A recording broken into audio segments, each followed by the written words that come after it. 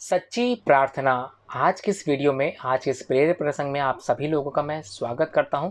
तो आज इस प्रेरक प्रसंग में आपको क्या शिक्षा मिलेगी, तो इसको भी जान लेते हैं। संत रामदास जी जब प्रार्थना करते थे तो कभी उनके होंठ नहीं हिलते थे, कभी उनके होंठ नहीं हिलते थे।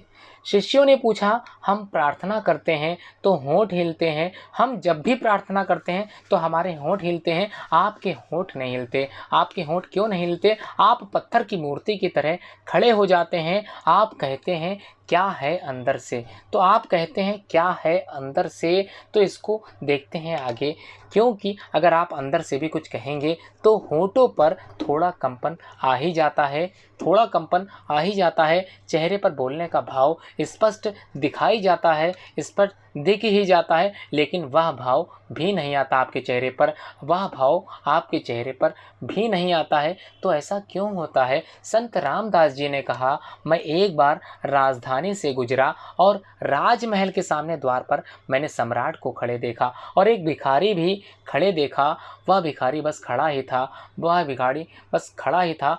फटे चीथड़े कपड़े पहने हुए था, उसके शरीर पर जीर्ण जर्जर देह थी, जैसे बहुत दिनों से भोजन न मिला हो, काफ़ी दिनों से भोजन न मिला हो। शरीर सूख कर कांटा हो गया था, बस आंखें ही दियों की तरह जगमगा रही थी, सिर्फ आंखें ही जगमगा रही थी। बाकी जीवन जैसे सब तरफ से विलीन हो चुका था, सारा जीवन विलीन हो चुका था। वह कैसे खड़ा था यह भी आश्चर्य था। लगता था अब गिरा तब गिरा।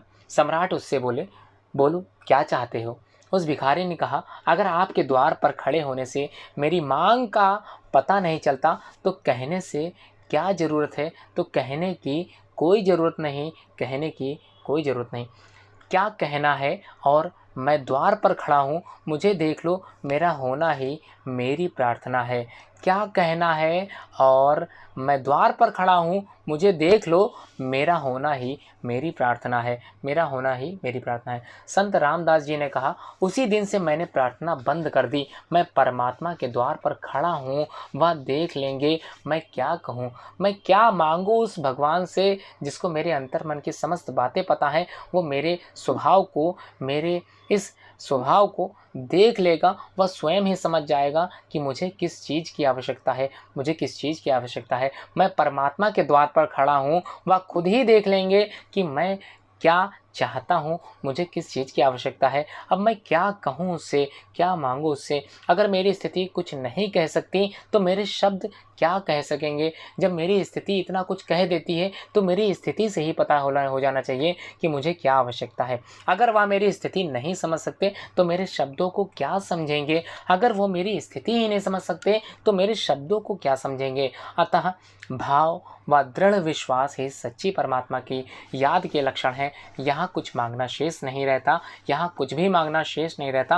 आपका प्रार्थना में होना ही पर्याप्त है, आपका प्रार्थना में होना ही आपका पर्याप्त है। और क्या चाहिए क्या नहीं चाहिए यह स्वयं भगवान को पता है। आपको मांगने की उससे कोई भी आवश्यकता नहीं है, सिर्फ आप प्रार्थना करें और प्रार्थना में कुछ भी मत मांगें। स्वयं भगवान आपकी स्थिति जान जाएगा कि आपको किस चीज़ की आवश्यकता है, आपको किस चीज़ की आवश्यकता है। जिस प्रकार से उस भिखारी ने अपनी स्थिति से बयान कर दिया कि उसको किस चीज़ की आवश्यकता है, या उसको बताने की आवश्यकता नहीं, बताने की बिल्कुल भी आवश्यकता नहीं, उसी प्रकार से आप सभी लोगों से निवेदन है कि प्रार्थना में कुछ भी मत मांगे। आपकी जैसी स्थिति है भगवान आपको वैसा ही सब कुछ देगा। मांगने की कोई आवश्यकता नहीं है, मांगने की कोई आवश्यकता नहीं है। पूरी वीडियो देखने के लिए आप सभी लोगों का धन्यवाद।